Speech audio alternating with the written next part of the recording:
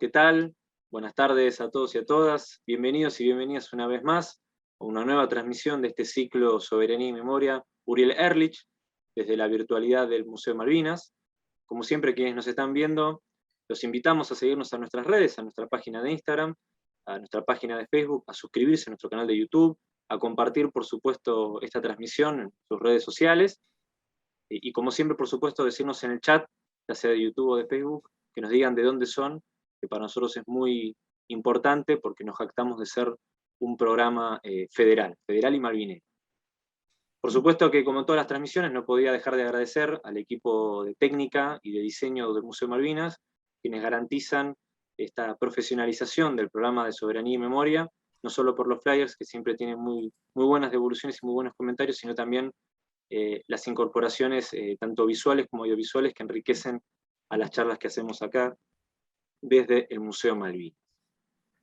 Bien, hecha esta pequeña introducción, ahora vamos a pasar al tema que nos convoca el día de hoy. Hoy tenemos como consigna hacer una especie de barrido histórico y por qué no una reflexión respecto de cuál fue el rol de la juventud de nuestro país a lo largo de la historia en materia de soberanía, y por eso a la hora de hablar de historia no podíamos no consultar y no charlar con lo que para mí es un compañero y un amigo, quien es historiador, docente, divulgador, que no es menor, y también administrador de una página muy conocida, tanto de Instagram como de YouTube, que se llama Historia para Millennials. Con nosotros, Pablo Borda. ¿Qué tal, Pablo? ¿Cómo andás? Buenas tardes, Juan. ¿Cómo va? Antes que nada, te quería agradecer la invitación, la posibilidad de poder participar en un evento, en una charla organizada por el museo. Era una asignatura pendiente hasta que podamos organizar algo de la presencialidad. Y en esta ocasión nos autoconvocamos los jóvenes a hablar del rol de los jóvenes en la historia. Claro, porque hay una discusión, ¿hasta dónde llega nominalmente o etariamente una persona que se considera joven, más allá de lo espiritual, ¿no? Por lo general, un promedio se suele usar 35 años. Bueno, si uno tiene menos de 35 años, uno medianamente se puede jactar de que forma parte de la juventud de un país o de un movimiento político. Bueno, por lo tanto, podemos decir que es una autoconvocatoria, más allá de que a mí me quedan pocos años. Bien, si te parece, arrancamos, usamos como disparador la cronología de nuestro país, de nuestra historia, que es bastante enriquecedora y también compleja, tiene muchas idas y vueltas, y vamos a empezar por un típico evento que se suele utilizar como disparador de nuestra historia, que es previo a la Revolución de Mayo, y que tiene que ver profundamente con nuestra soberanía, que es ni más ni menos que las invasiones inglesas. ¿Sí? Por lo general, cuando hablamos de las invasiones inglesas, desembarco de tropas británicas en 1806 y en 1807, y suele haber dos personajes que por ahí monopolizan estos episodios, que son el virrey Sobremonte, por su retirada hacia Luján, y quien después resultó ser el virrey Liniers, como quien condujo al pueblo generalmente de Buenos Aires en la defensa de Buenos Aires. Cuéntanos un poco estos episodios y quiénes fueron de alguna manera los jóvenes quienes formaron parte de esos episodios de nuestra historia. Bien, hay que considerar que al momento de hablar de las invasiones inglesas, hablamos de un acontecimiento en el cual el espacio rioplatense se ve envuelto en un conflicto de carácter internacional. No se suele considerar, o al menos no se suele plantear, que esto fue parte en sí de las guerras propiamente napoleónicas y de los conflictos geopolíticos en los cuales se había intrometido la monarquía española. Dicho esto, para las tropas inglesas, el Río de la Plata parecía como una presa muy segura y muy fácil, estaba muy asequible. Era la posibilidad de acceder a las riquezas que se extraían en las minas de Potosí, así como dominar todo un posible mercado en América del Sur. Con lo que no contaron los ingleses fue con la inesperada participación plebeya en la organización de la defensa de Buenos Aires. Uno de los grandes temas de la organización de milicias que va a realizar en su momento Santiago de Liniers fue la participación plebeya, popular, incluso de las castas y de los aindiados, justamente en esos cuerpos de militares voluntarios que realizaron la expulsión del invasor inglés. Y uno de los elementos que no se suele considerar al momento de hablar de las invasiones inglesas es que si nosotros consideramos las nóminas de los combatientes, vamos a encontrar que el porcentaje de jóvenes era muy importante y que algunas de las figuras políticas más importantes del periodo posterior iban a estar representadas en ellos. Por ejemplo, un muy joven, un adolescente Juan Manuel de Rosas y un oficial de caballería, Martín Miguel de Güemes, que en plenas invasiones inglesas realiza la gran hazaña de capturar un buque con una tropa de caballería. Una de las pocas de nuestra historia, ¿no? Digamos, porque siempre se suele, cuando se habla de ese episodio de Güemes, es como un episodio, digamos, raro en la historia militar de la humanidad, ¿no? No suele haber tantos registros de buques capturados por una partida de caballería, es como algo único, digamos. Exactamente, fue una hazaña que ha tenido pocos ejemplos. Ubico uno similar que transcurre en las guerras napoleónicas, pero era en un lago congelado, así que no sería lo mismo. Acá hablamos de un Güemes asaltando un buque que estaba con dificultades en la costa y apoyando a las tropas inglesas, con una tropa que se lanzó justamente al borde del río a perseguir a esos invasores. Un Güemes que para entonces tiene poco más de 21 años, o sea, bastante joven. Joe Claro, Güemes muere bastante joven.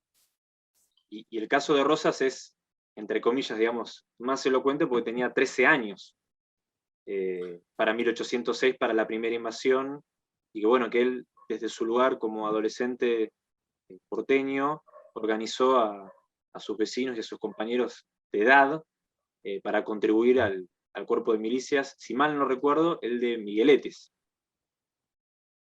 Así es, por eso un ya mayor Juan Manuel de Rosas hablaba de su participación en la guerra contra los gringos. Claro. Dicho de paso, tenemos que considerar que a partir de las invasiones inglesas se va a dar un proceso de militarización a gran escala en la sociedad rioplatense, que es el que permite entender el triunfo de la Revolución de Mayo y posteriormente de la Guerra de Independencia. La militarización es una de las bases para que se produzca la Revolución de Mayo. Sin la presión que ejercían los cuerpos milicianos al momento de convocar ese cabildo abierto y definir cuáles serían las autoridades, no hubiera sido posible la conformación de esa primera junta de gobierno. Ahora, esa militarización como tal, hay una cuestión básicamente física. Aquellos que pueden combatir en una guerra con mayor capacidad son los que tienen el cuerpo preparado para ello.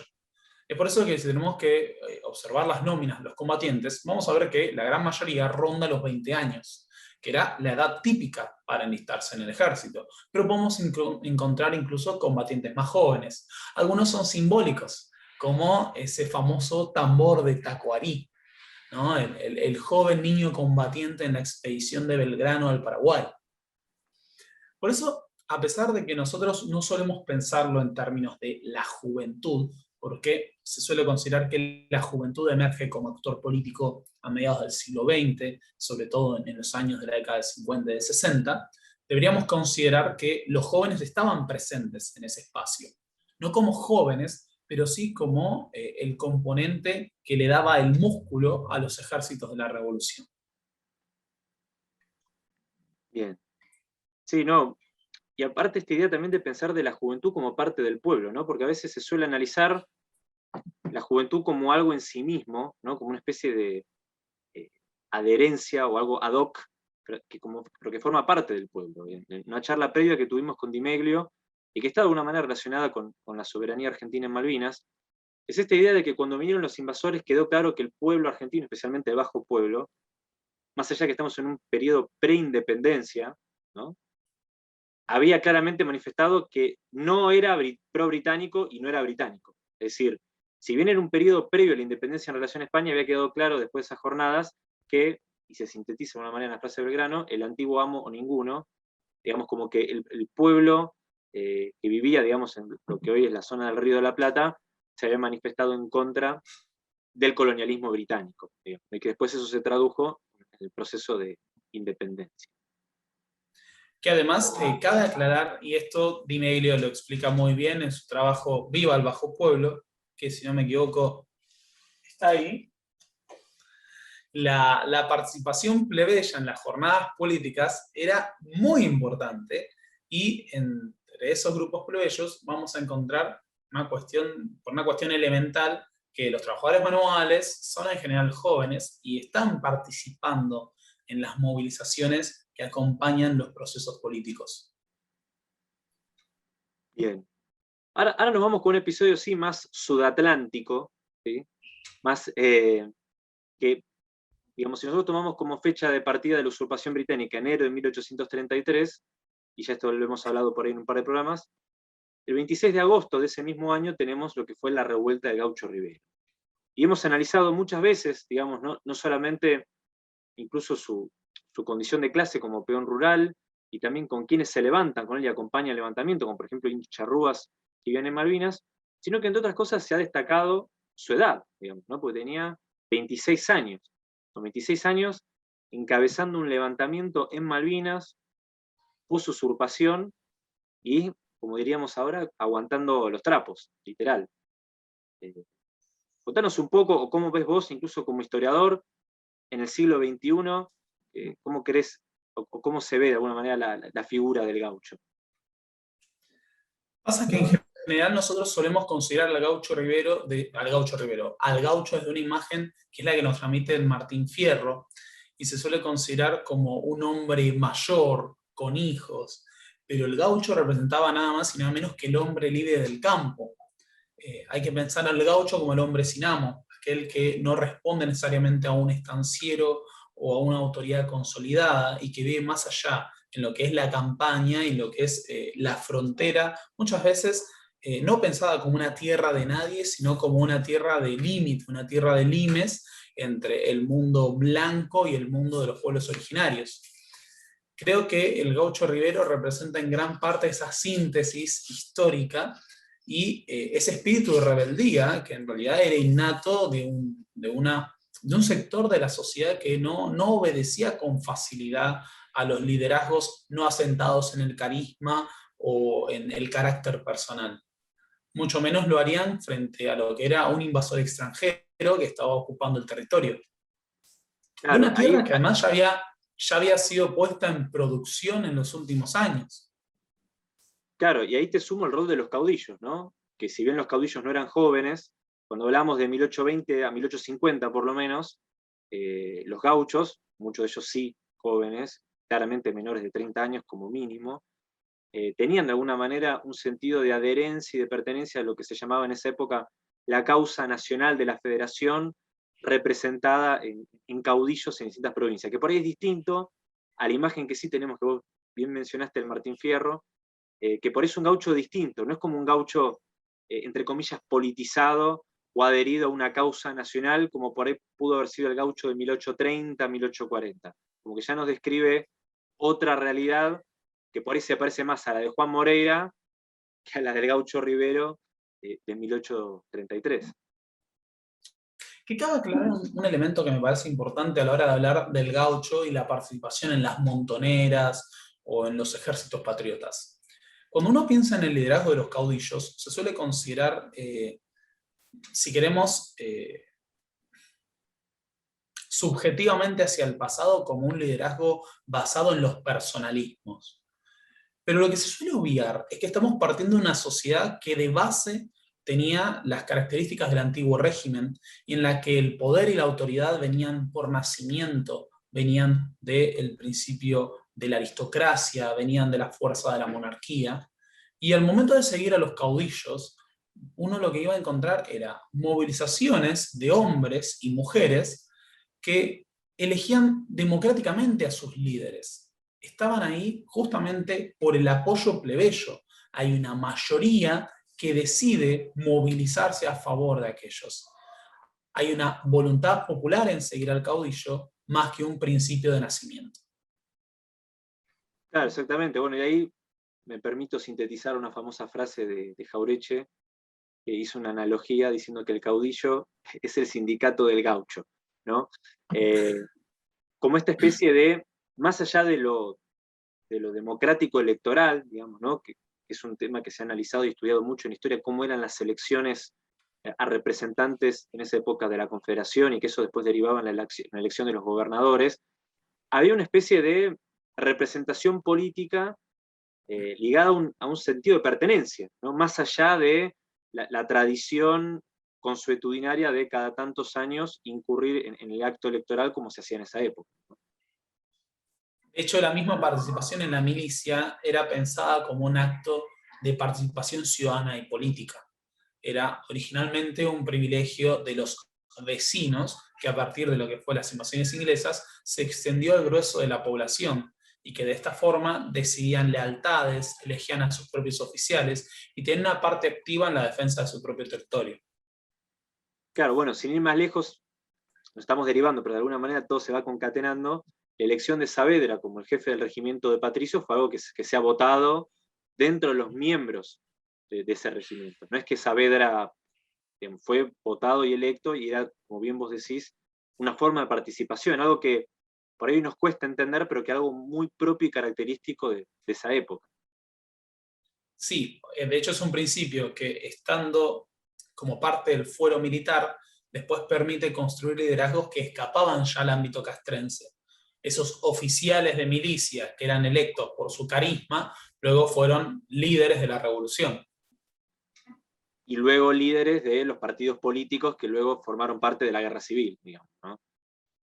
Efectivamente. Bien. Y bueno, vamos a pasar un poco muy, muy barrido por arriba, de vuelta de obligado, digamos, ya que mencionamos al Gaucho Rivero, no tenía 26 años ya para vuelta de obligado, pero de alguna manera, digamos, es difícil de tomar registro, pero ¿cómo fue, digamos, la participación, si es que la hubo, ¿no? Como juventud, como tal o no, durante todo ese periodo del bloqueo francés, vuelta de obligado, o mismo en Caseros? ¿Tenemos registro de alguna manera cuando se habla de juventud durante esa época? ¿De qué se suele hablar? Bien, cuando pensamos en la juventud, ahí tenemos que considerar, sobre todo si vamos a pensar en Caseros y vamos a pensar en lo que fue la batalla de la Vuelta Obligado, tenemos que pensar en el ejército rosista. Existe una visión un poco distorsionada de que el ejército rosista era simple y llanamente una colección de milicias y de gauchos armados, cuando Rosas llegó a conformar un ejército de línea muy importante, en gran parte porque la Confederación estuvo constantemente en pie de guerra. Y al estar en pie de guerra, uno tiene que considerar que la milicia el ejército de línea era un elemento central. Y acá uno iba a encontrarse, por un lado, a una oficialidad profesional, podemos pensar en comandantes como Lucio Mansilla, o en su momento el general Pacheco, pero O el después son coronel Hilario gruesos. Lagos, de Sumo. También Hilario Lagos, efectivamente. Bueno, posteriormente, luego incorporado Chilabert, Martiniano Chilabert, el exactamente. mártir de Caseros.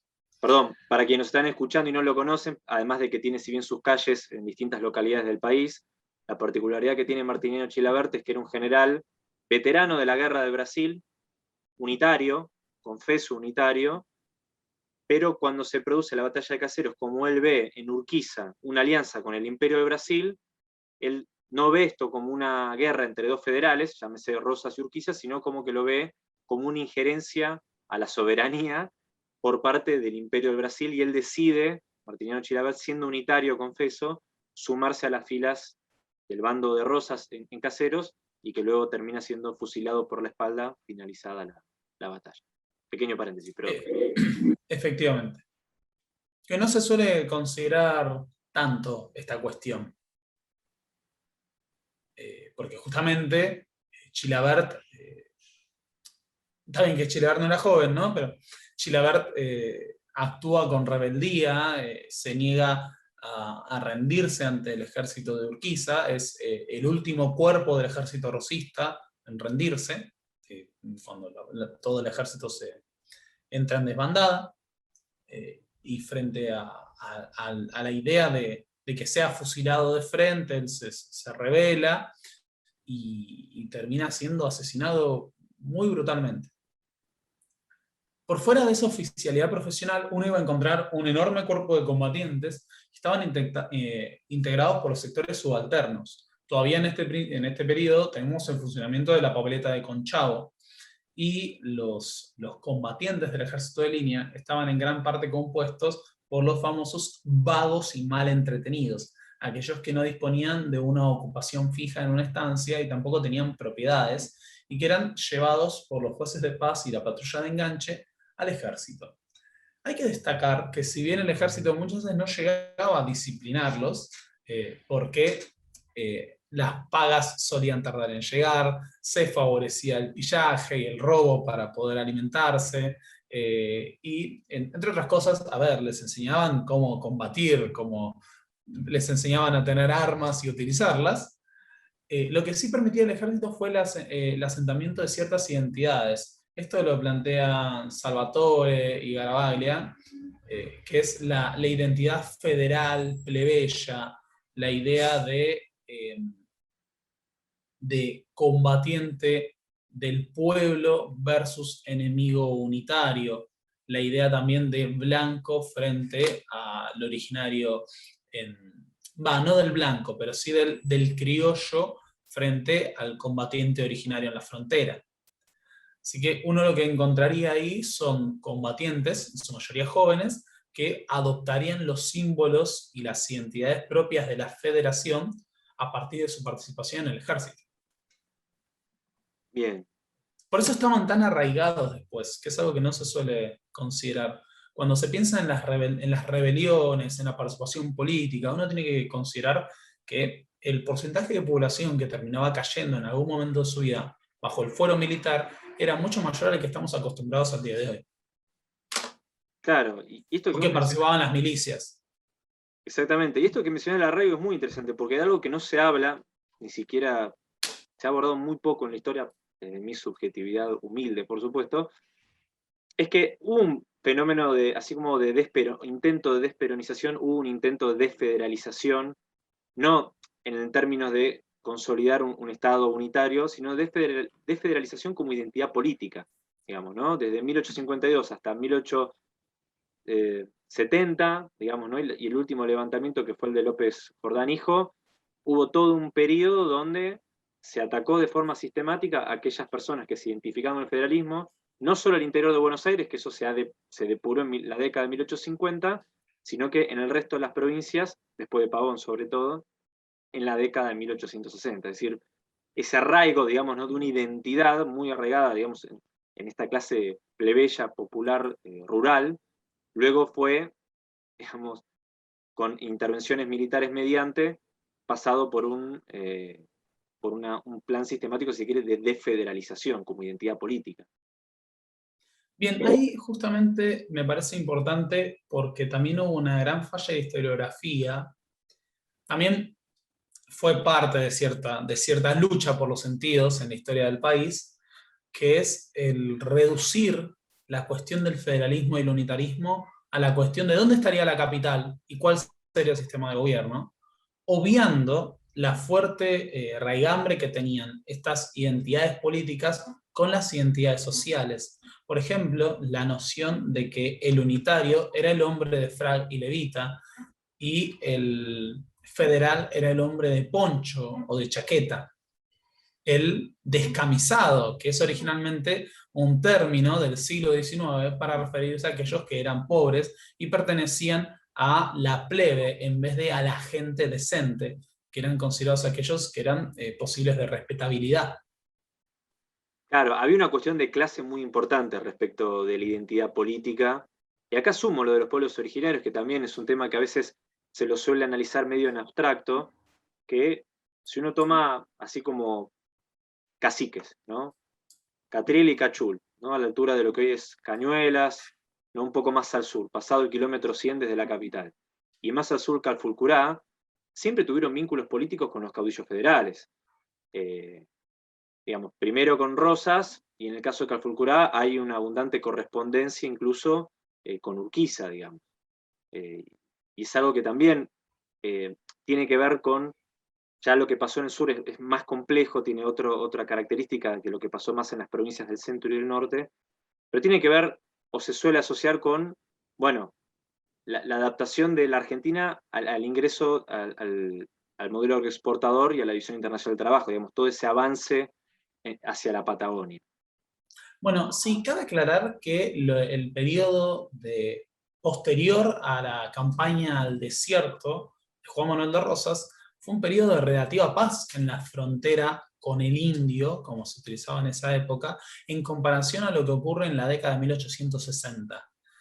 Hasta la llegada al poder de los liberales, con Bartolomé Mitre en la presidencia, la situación de la campaña se había pacificado bastante. Por eso uno de los cuerpos más importantes de la milicia, o sea, la primera gran línea de defensa del sistema rosista, eran los cuerpos de, entre comillas, indios amigos, conformados en su mayoría por pampas y tehuelches, que no solo comerciaban y obtenían cabezas de ganado del gobierno de Rosas, sino que integraban las filas de su cuerpo de defensa. Exactamente. Y ahora sí avanzamos un poco en la historia, porque lo que nos propusimos para esta charla es abordar la soberanía desde un sentido amplio, no solamente la soberanía desde el punto de vista estrictamente territorial, que obviamente vinculado con Malvinas vamos a ir y venir con este tema, sino también la soberanía, que podríamos decir, la soberanía de la democracia, la soberanía del sufragio, las discusiones por el sufragio, porque quizás hoy, que estamos ya pasadas las PASO y de cara a las elecciones generales, tenemos desde el año 83 para acá una naturalización de la democracia, pero fue algo que tardó mucho tiempo en construirse lo que conocemos hoy como el acto del sufragio y la democracia. Y quizás se nos ocurrió incluir en esta charla un episodio, ¿sí?, de 1890, llamado de la Revolución del Parque. Contanos un poco de qué se trata ese episodio y cómo podemos ubicar a la juventud en esa relación. Bien, cuando nosotros pensamos en la Revolución del Parque, tenemos que pensar que fue el primer gran cuestionamiento a lo que fue la hegemonía del PAN y el orden conservador que se conforma a partir del gobierno de Julio Argentino Roca. Fue un levantamiento cívico y militar que fue protagonizado por una fuerza política nueva, que era la Unión Cívica, que a todos nos puede sonar familiar, pero no es la Unión Cívica que nosotros pensamos. Fue en su momento la fuerza política de la cual surgirían los radicales, los miembros de la Unión Cívica Radical, con Leandro Nicéforo Alem a la cabeza. Pero no eran los únicos. Nosotros tenemos que pensar que en esa Unión Cívica existía una fuerza de todos aquellos miembros del arco político que habían quedado relegados bajo la hegemonía del rosquismo y después del juarismo, ¿no? Hablando de la figura de Juárez Serno. En esa unión cívica uno tenía dos grandes grupos. Un grupo que era de políticos de carrera, más asentados, con más propiedades, y un grupo más joven. Ese grupo joven integró las filas posteriormente de la Unión Cívica Radical. De hecho, Alem en una declaración afirmaba que a ellos les decían radicales y que ellos asumían esa identidad con orgullo. Cabe aclarar, y en lo que es la construcción de la democracia, que la Argentina, el entramado institucional de la Argentina, cuando se consolida en 1880, fue pensado para ser una república no democrática. La clase dirigente afirmaba explícitamente no creer en la democracia y considerar que el pueblo estaba orientado siempre a errar, a fallar, y que consultarlos siempre convertiría a la política en algo absurdo. Hay vamos a dejarlo por ahí, pero hay un famoso Larreta con una declaración acerca de esto, diciendo que si su peón hubiera actuado por cuenta propia, habríamos estado viviendo bajo un régimen absurdo. Y no ha sido así porque el voto cantado permitía orientar la acción y el pensamiento de mi peón en las elecciones. Yendo hacia lo que es 1890, uno de los reclamos sobre los que se construye la Unión Cívica Radical fue la plena vigencia de la Constitución y de la democracia.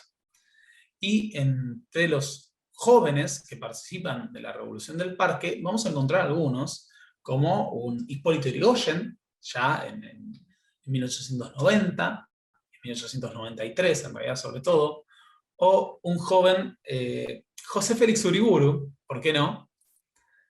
Solo tenía, no les quiero mentir, pero si no me equivoco tenía 20 años. Habría que buscar ahora la edad exacta, pero era muy joven en ese entonces.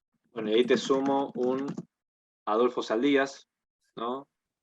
Que si bien ya para 1890 tanto Saldías como Irigoyen ya estaban con los 30 y pico pasados, ya habían de alguna manera tenido una incursión política previa que luego derivó en la Revolución del Parque, ¿no? El caso irónico de Uriburu, porque después es quien le hace el golpe a Irigoyen, años después, pero sí, sin ningún lugar a dudas, por las descripciones de la época, hubo una participación, de alguna manera, si se quiere, juvenil, digamos, que de alguna manera tenían estas demandas que luego derivaron, ya pasado el siglo XX, con la ley Sáenz Peña, ¿no? Y con lo que fueron luego las elecciones que derivaron en un Irigoyen presidente en 1916. Efectivamente, fue parte de la lucha camino a la consolidación de un sistema democrático. Vamos a pensar que si bien ha habido presidentes previos a la figura de Irigoyen, Irigoyen se convierte en el primer presidente democrático de la historia argentina en 1916. Claro, o sea, no había participación masiva del voto femenino, el sufragio femenino como tal se va a consolidar años después, pero sin fraude, digamos. Nadie puede dudar que las elecciones que derivan en Irigoyen como presidente fueron sin fraude, a diferencia de, por ejemplo, las elecciones de lo que derivaron en, por ejemplo, Juárez Selman como presidente, ¿no? En 1880. Fueron elecciones groseramente fraudulentas. Y además cabe aclarar que Juárez Selman fue visto como el representante de un régimen corrupto, entreguista, se entregaron concesiones a capitales británicos, se tomaba deuda, los bancos ingleses actuaban con impunidad. Ahí ya entra una cuestión que es el neocolonialismo de su tiempo, en esa Claro, disputa política contra el juarismo. claro, porque por ahí solemos reducir la revolución del Parque en 1890 como una mera discusión del sufragio, ¿no? Como si fuera una revolución estrictamente sufragista, cuando en realidad, como bien vos decís, uno de los hechos disparadores, por mencionar algunos, fue la concesión del Ferrocarril del Oeste, hoy Ferrocarril Sarmiento, a capitales británicos, cuando era el único del Estado, y cuando muchos de los que participaron de la revolución del Parque proponían, en críticas a los otros ferrocarriles, el Central, el del Sur, hoy Mitre y Roca, que sean estatizados, digamos, ¿no? Porque elogiaban la administración del Estado en el Ferrocarril del Oeste, y Juárez Selman hizo todo lo contrario, sumado además el contexto de crisis económica y de endeudamiento. Ya se empiezan a dar cuestiones que tienen que ver con, si se me permite el término, soberanía económica, ¿no? Discusiones que no son propias del peronismo exclusivamente, que se suele como asociar a eso, sino que ya eran discusiones que se venían dando para esa época, 1890.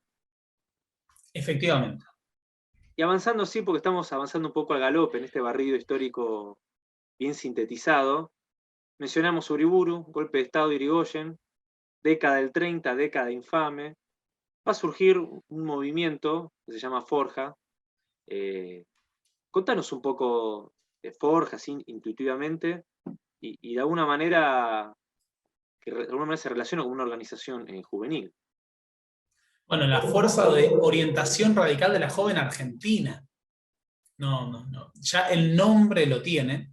Tenemos que pensarlo como ese conjunto de intelectuales que se asumían irigoyenistas, pero no irigoyenistas simple y llanamente por una lealtad al radicalismo, sino que, como planteaba Jauretche, asumían la identidad irigoyenista porque la consideraban una continuidad del nacionalismo y el caudillismo.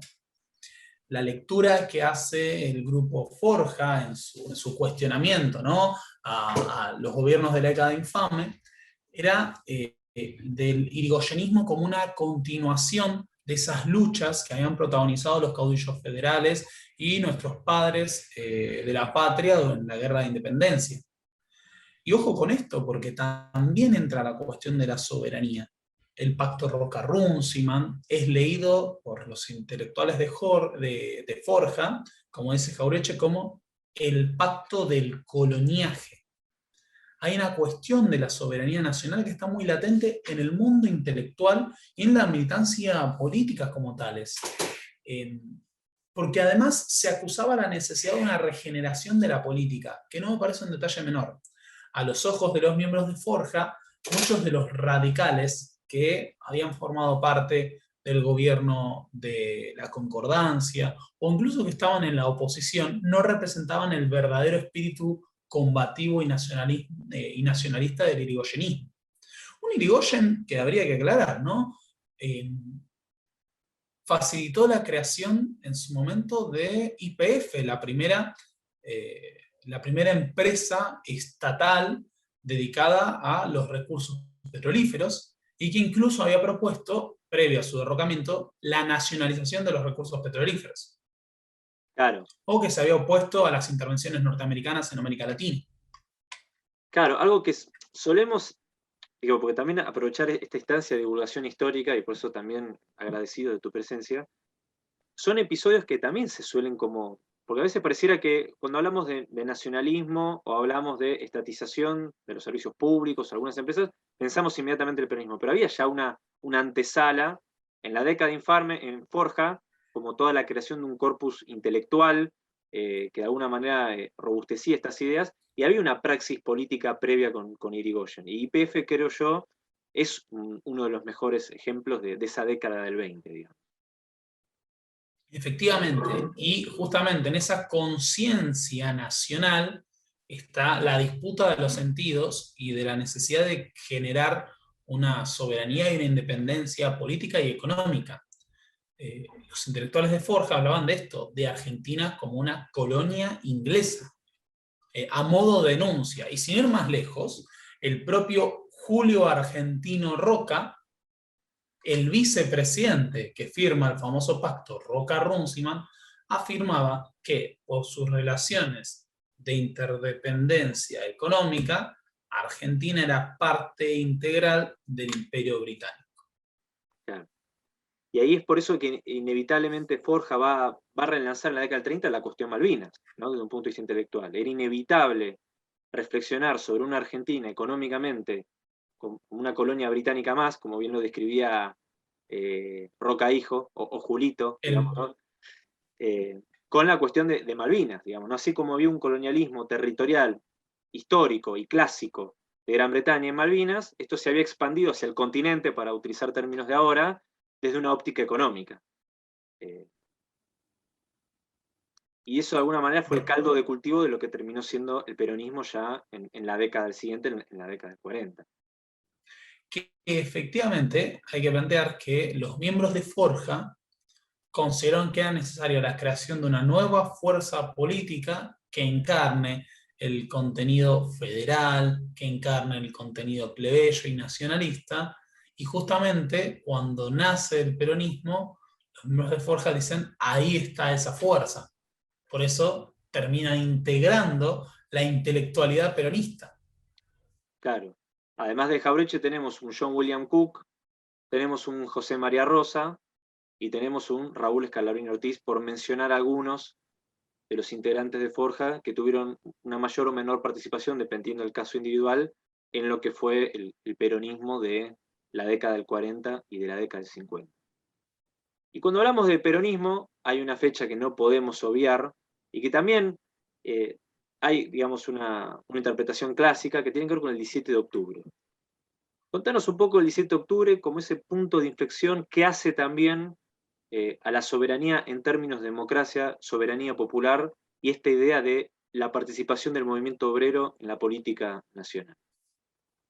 Bien, uno de los grandes temas cuando ocurre el 17 de octubre y que se puede ver en las expresiones a posteriori, refiriéndose a los movilizados como los descamisados, o en una famosa expresión, el aluvión zoológico, refiriéndose a las decenas y los cientos de miles que salieron a la calle en esa famosa jornada, es que tenemos que considerar que conformaban Ojo, porque acá hay un debate historiográfico, quiero aclarar, que consideraba el peronismo como producto de los nuevos obreros, y en realidad en el peronismo estaban tanto los nuevos obreros como los viejos obreros. Pero ya que tenemos ese debate de los nuevos obreros, había que considerar que esas masas que salen a la calle y están integradas por trabajadores industriales y miembros de sectores populares de lo que hoy serían básicamente el conurbano bonaerense en conformación y de esas primeras villas miseria que ya existían, se caracterizaban por muchos ser morochos, los cabecitas negras que venían del interior. Pero además había montones de jóvenes, y esto lo podemos ver en la famosa foto de los pies en la fuente, en la que tenemos dos hermanos que participaron del 17 de octubre teniendo 17 y 18 años, si no me equivoco. Claro. Que son aquellos dos que están con los pies en la fuente en primer plano en la foto. No me acuerdo los nombres ahora, pero eran muy jóvenes. Porque ahí estaba la fuerza laboral de la Argentina. Y eso no es un detalle menor frente a aquellos que quizás, no solo por una cuestión de propiedad, sino generacional, ya estaban asentados y quizás no vieron en esa movilización una consigna que los atrajera. Tenemos que pensar que el 17 de octubre expresa la posibilidad de una democracia participativa de todo un sector de la población que hasta ese momento estaba invisibilizado. Pienso en Grondona afirmando, para nosotros eran aliens los que venían, refiriéndose a esto, una multitud que no tenía visibilidad, pero que era parte, era la fuerza de trabajo que movía a la Argentina, y que ahora había salido de la oscuridad de la historia para ocupar el espacio visible de la Plaza de Mayo, reservado hasta entonces a la gente decente, ahora copado por los descamisados. Y como si fuera poco, con ese gesto simbólico de poner las patas en la fuente, ¿no? Que era todo una imagen icónica que hablaba de este nuevo sujeto que existió y existía, y que por ahí, a partir de ese momento, irrumpe políticamente para, digamos, quedarse y discutir en términos de participación política los destinos del país. Y esto es interesante lo que vos mencionas, porque por lo general se suele asociar de vuelta. Cuando uno hablamos de personas jóvenes y peronismo, inmediatamente, ahora lo vamos a charlar, pensamos en la década del 60 y en la década del 70. Y solemos obviar el promedio de edad de aquellos obreros que eran obreros jóvenes, quienes participaron en la jornada del 7 de octubre en Buenos Aires y investigaciones historiográficas mediante, como por ejemplo Daniel James, otro historiador que vale la pena citar, lo que fueron las jornadas del 17 y 18 de octubre en La Plata, digamos, ¿no?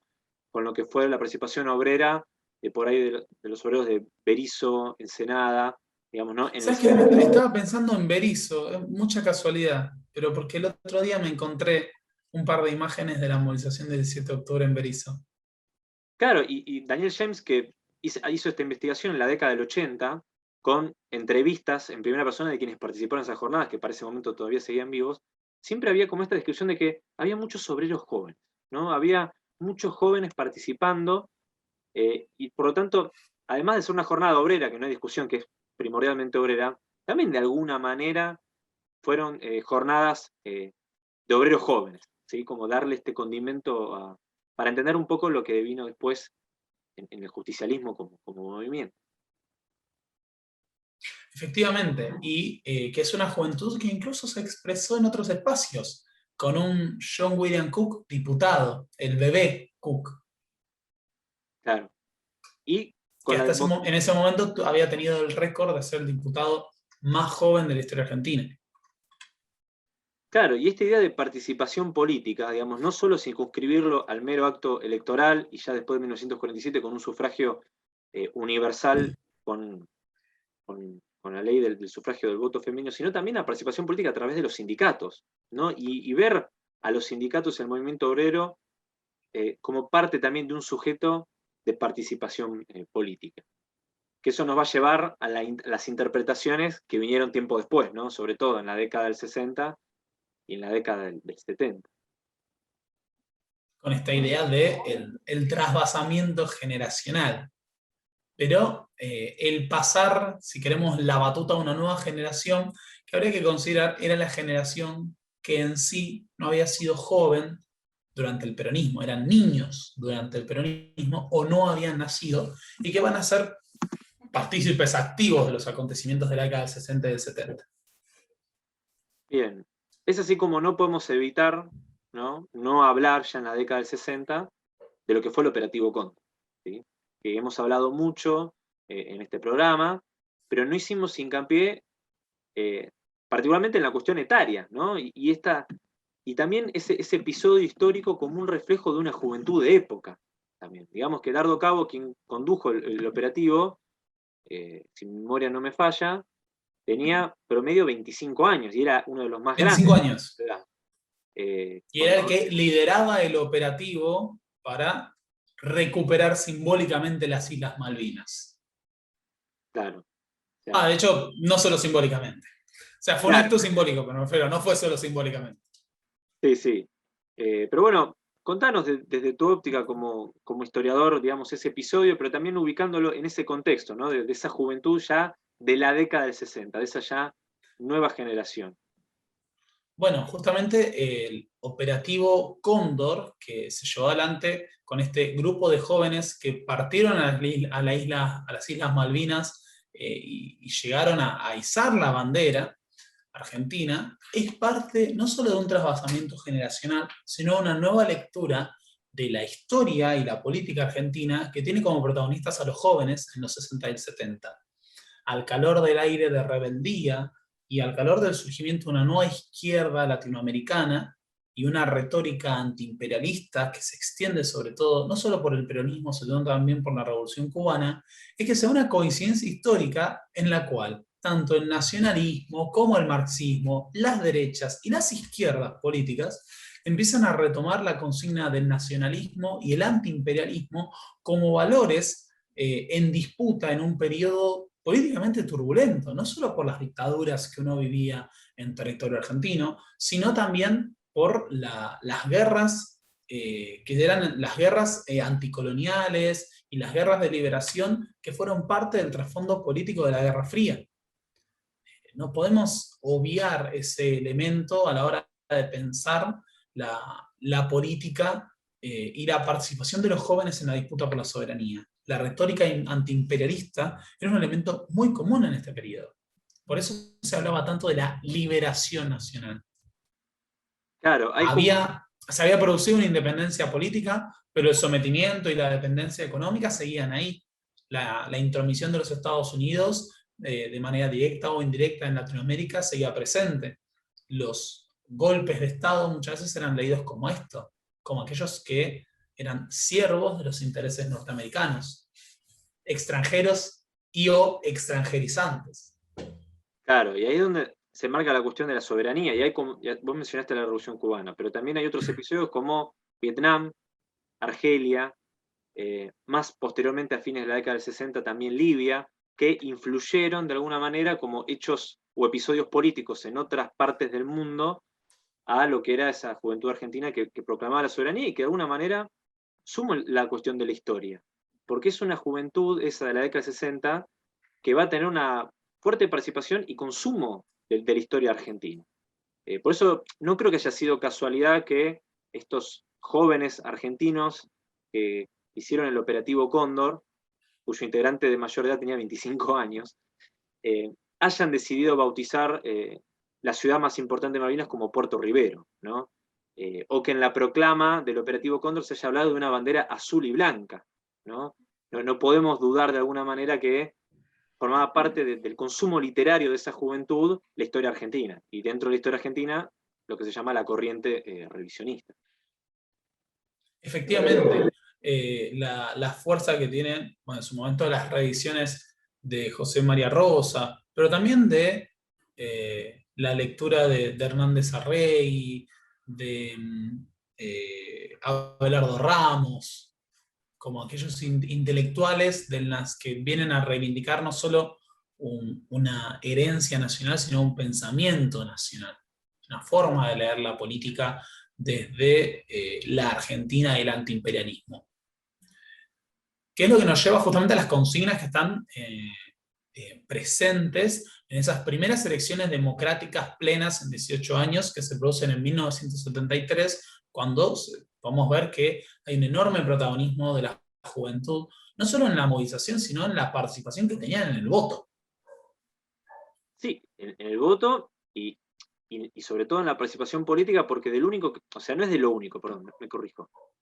La juventud como concepto era un tema que se batió muy fuerte en la década del 70. Podría decir que hubo una especie de espiralización exponencial a partir del Cordobazo, ¿no? Ahí es como que se empieza a acelerar esta idea de tratar de entender a la juventud argentina de esa época, digo, a quienes no eran jóvenes, quizás a quienes tenían de 35, 40 años para arriba, y que de alguna manera cuando pensamos en la democracia y en las elecciones de 1973, es inevitable asociar eso con un episodio de una juventud argentina de esa época. ¿Cómo lo ves vos eso, esa famosa primavera, que por algo se la llamó primavera cuando fue en otoño, irónicamente? Bien, esa primavera camporista, como se suele considerar, esa primavera democrática, fue parte también de una enorme decepción con lo que había sido un sistema político marcado por la semidemocracia y las intervenciones militares, por unas autoridades militares conservadoras, no solo en lo político, sino también en lo social. No podemos pensar el Onganiato sin considerar la enorme represión que se llevó adelante contra la juventud, no solo en lo política, sino también en lo cultural o en lo sexual. Hoy en día tan en boga, ¿no? A partir de ciertas declaraciones. Pensar en el comisario Margaride recorriendo los albergues transitorios, buscando parejas que fueran infieles y llevándolas presas, o midiendo el largo de las polleras, o llevando a los jóvenes que tenían cabello largo a las comisarías. Claro, hay muchos testimonios de músicos de la época, hay muchas anécdotas de Spinetta de esa época, en los primeros momentos de Almendra, como que los músicos eran de alguna manera blanco, aparte de la juventud, de los sindicatos, de los obreros, como si fuera poco, los músicos y los artistas eran blanco de la dictadura de Longaniato y también a posteriori con la NUCE. Efectivamente, porque estaba esta idea de que todos eran rebeldes y enemigos del orden público y de la moral. Se hablaba de esta idea de tener un posicionamiento activo en defensa de la moral, decía Margaride, frente a acciones perversas, a la censura del arte, que era considerado, se hablaba de la pornografía encubierta, por ejemplo, no, ni siquiera la pornografía encubierta frente a ciertas formas de desnudos o ciertas exposiciones del cuerpo. Por eso los jóvenes tuvieron tanta participación, no solo en la lucha política, en el voto, en la movilización, en lo cultural e incluso en el arte, ¿no? En esta rebeldía juvenil, que es lo que termina llevando a esa primavera democrática que acaba con lo que había sido la segunda dictadura más larga de la historia argentina, que Claro, no se suele considerar, pero es la segunda más larga, la de la Revolución Argentina. claro, y esa participación de la juventud y ese rol de la juventud también explica un poco lo que pasó después con el terrorismo de Estado en 1976. Porque si uno analiza la nómina de detenidos desaparecidos, hay un porcentaje altísimo de desaparecidos jóvenes, en términos de promedio de edad. Sí, pero porque además hay una cuestión de que era el objetivo del terrorismo de Estado, fue el de un disciplinamiento generacional mediante el exterminio sistemático de una fracción de la población. Por eso es tan grave la mutilación que se hizo. Muchos de esos jóvenes que fueron exterminados físicamente y desaparecidos hubieran sido hoy en día muchos de los principales líderes políticos de la Argentina. En ese exterminio planificado, uno asiste a esto, un ataque contra la juventud, que fue una mutilación en todo sentido, en un sentido físico, en un sentido político, ideológico, incluso cultural. Hoy en día se habla de un genocidio cultural. No sabías, pero se calcula que disminuyó a menos de la mitad el promedio de lectura anual de los argentinos tras la dictadura. Sumado a las variables económicas que ya conocemos y quizás son más difundidas, como por ejemplo la caída del salario real, digamos, ¿no? Que fue abismal entre el 76 y el 83, digamos, lo que implicó el poder adquisitivo de la clase obrera, digamos. O la multiplicación de la deuda externa con su correlato de dependencia económica de los organismos financieros y de los capitales norteamericanos. Claro, por eso cuando hablamos de juventud, de soberanía y de memoria, porque también es parte de las consignas del programa, no podemos obviar esta cuestión, que igual es muy evidente, igual y muy obvia, que hubo un blanco generacional muy fuerte por parte del terrorismo de Estado, digamos, ¿no? No solamente a los jóvenes estudiantes, porque a veces se suele asociar a la juventud con el estudio, ya sea secundario o universitario, sino que también el promedio de los desaparecidos de obreros también eran jóvenes. Fue realmente un ataque hacia una generación y un exterminio hacia una generación. Quería obviamente invocar, que es parte del flyer que nos convoca la charla de hoy, que es la juventud argentina que va a pelear a Malvinas, ¿no? Porque cuando pensamos en la guerra de Malvinas, la cuestión etaria, la edad, es un número que se transforma en forma presente. No solo por las crónicas de época y por el hecho efectivo que la mayoría de los soldados conscriptos tenían entre 18 y 19 años, eran clase 62-63, sino que para la sorpresa también de las tropas británicas de encontrarse que quienes estaban peleando en primera línea de trinchera eran jóvenes soldados conscriptos. Contanos un poco de esa juventud, la juventud que va a Malvinas. La juventud que va a Malvinas es la juventud que, digamos, acá hay una cuestión que cabe mencionar. Ese disciplinamiento que se hizo mediante el exterminio también tuvo como correlato la idea de construir un joven que siguiera los valores sostenidos por el régimen militar.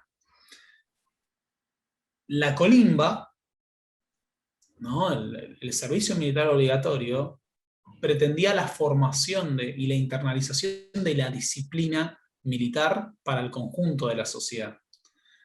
Por eso, uno de los grandes temas es que la conscripción era una de las herramientas para moldear las mentes y permitir internalizar, por fuera de que uno internalizaba el contenido de la patria y la defensa de la soberanía, la disciplina. La disciplina como autorrepresión y como obediencia hacia la autoridad. Sin embargo, esos jóvenes, en el marco de lo que fue la guerra de Malvinas, fueron movilizados al frente para defender la causa de la patria en una guerra terriblemente desigual. Tenían delante uno de los ejércitos más poderosos del mundo, con el equipamiento más moderno.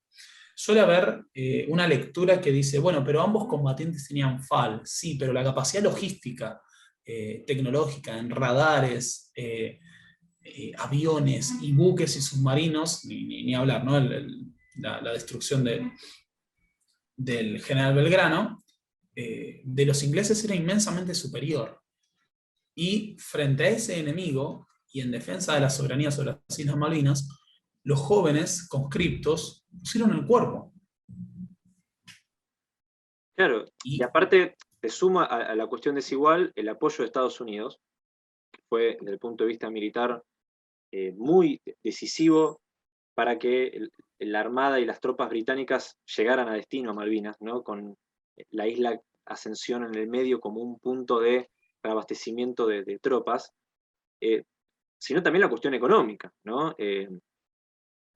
Y te sumo también que hay como un paralelismo, ¿no? Es como que la juventud fue la protagonista de la guerra de Malvinas. Cuando nosotros, en el momento, y en 2021, en las vísperas de los 40 años, es inevitable pensar en jóvenes dando la vida y poniendo el cuerpo en la defensa de la soberanía, ¿no?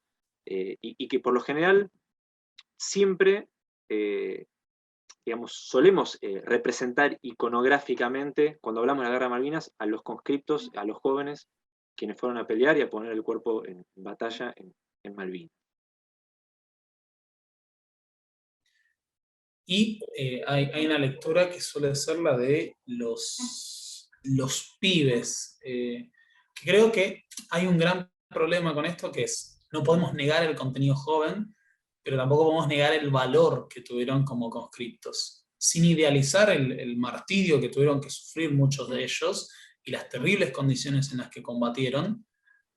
No hay que pormenorizar la acción de esos jóvenes soldados, pero tampoco podemos romantizar el sufrimiento que tuvieron que enfrentar presas de una oficialidad que los utilizó como carne de cañón en muchas ocasiones. Y justamente por eso es tan importante la participación política de la juventud en el periodo de la restauración democrática. Claro. Porque pese a que hubo un fuerte desencanto de la política en el periodo posterior, digamos, esto podemos pensar en esa famosa década perdida de la década del 80, con la crisis económica, la hiperinflación, las intervenciones militares, pero también con algunos atisbos de esperanza en los juicios llevados contra los responsables de la última dictadura, en la movilización de los organismos de derechos humanos. Pero sí quiero hablar de esto, hay un fuerte desencanto de la juventud, casi que un desencanto programado hacia la década del 90. Esto se expresa en esa famosa generación X, la generación desencantada de la política, del orden establecido, del sistema capitalista, para la cual no había un horizonte seguro de renovación o de participación democrática, y que es esa juventud desencantada la que termina protagonizando el argentinazo, ¿no? Esas tremendas movilizaciones del 2001 contra el orden neoliberal en el marco del gobierno de Fernando de la Rúa. El desencanto de la juventud del 90 y que en algún momento eso eclosiona en lo que fue el famoso estallido del 2001, que a veces los historiadores decidieron nombrarlo como argentinazo. Contanos un poco, así para un poco llegando a la actualidad, ¿cuál es el saldo de la juventud y la participación de la juventud en ese estallido popular del 19 y el 20 de diciembre del 2001? Lo que ocurre con ese estallido plebeyo es lo siguiente. Si bien las organizaciones piqueteras ya habían empezado a tener participación en la década del 90 y habían surgido nuevos liderazgos dentro del movimiento obrero, la particularidad de las jornadas de diciembre del 2001 es la participación de la inmensa mayoría de la población, incluso de las clases medias, los estudiantes, pero sobre todo los jóvenes, que desde el 2001 comenzaron a reocupar las calles que habían sido un espacio no solo de protesta y movilización, sino de disputa política.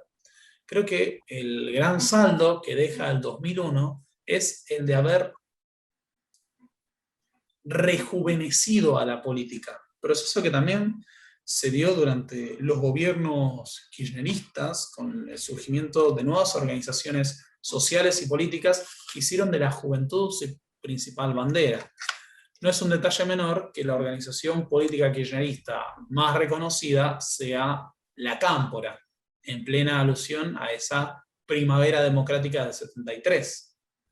Por eso creo que la tarea del día de hoy es, sobre todo para los jóvenes, en lo que es la movilización política y la defensa de la soberanía, es apuntar a seguir ocupando espacios de representación que todavía no se corresponden con la composición etaria de nuestra población. Creo que uno de los grandes problemas es que, y que es una de las lecturas que se ha hecho sobre todo por estas elecciones, es la importancia del voto joven, porque la juventud compone no solo una porción importantísima del electorado, sino también de la fuerza laboral. Creo que todavía debemos asistir a un proceso de mayor involucramiento y mayor expresión dentro de lo que es digamos, el aparato político del el sector que moviliza, pone el cuerpo y es la fuerza laboral central de la Argentina.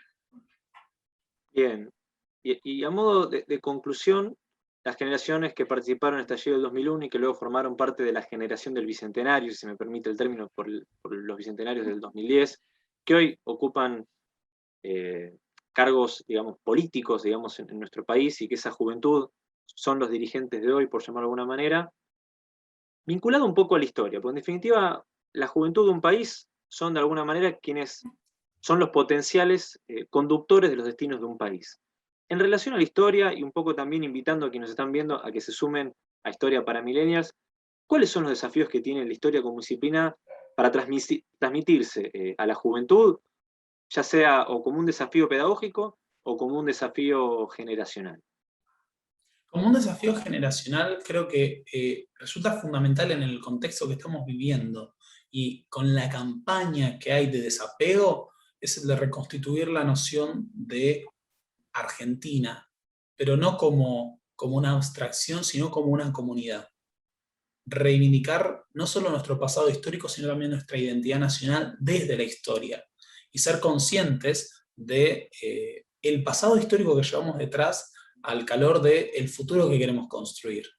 Tenemos un rol histórico central, los jóvenes, en la consecución de esas luchas que han quedado pendientes por todos estos actores que mencionamos hasta el día de hoy, y que tienen por objetivo esto, la conformación de una patria que sea soberana, además de una democracia más justa. Así que si me preguntás, creo que resulta central el lograr la conformación de una verdadera conciencia histórica para la juventud.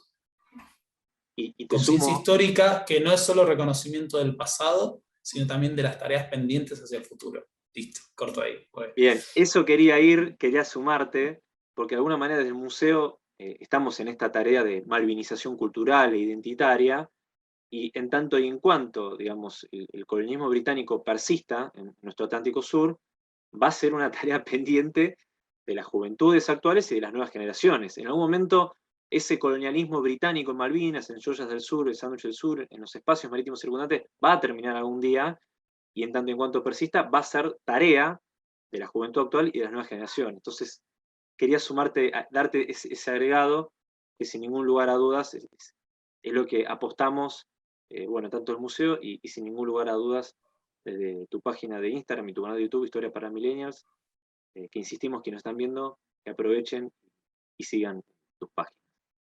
Bien, Pablo, muchísimas gracias. La verdad que pudimos hacer un barrido histórico en tiempo récord, más que agradecidos con tu presencia, y bueno, quedará pendiente otra ocasión y otra charla, si la pandemia afloja, que ojalá así sea, que sea de manera presencial. Así que muchas gracias por tu participación en este programa. Muchísimas gracias, Juan. Por supuesto que cuando la pandemia lo permita, estaremos allí presencialmente para dar una charla, conferencia desde el museo. Bueno, bien, y que nos están viendo, como siempre, nos reencontraremos el viernes que viene a las 18 horas por una nueva transmisión de este ciclo Soberanía y Memoria, Uriel Erlich. Hasta pronto.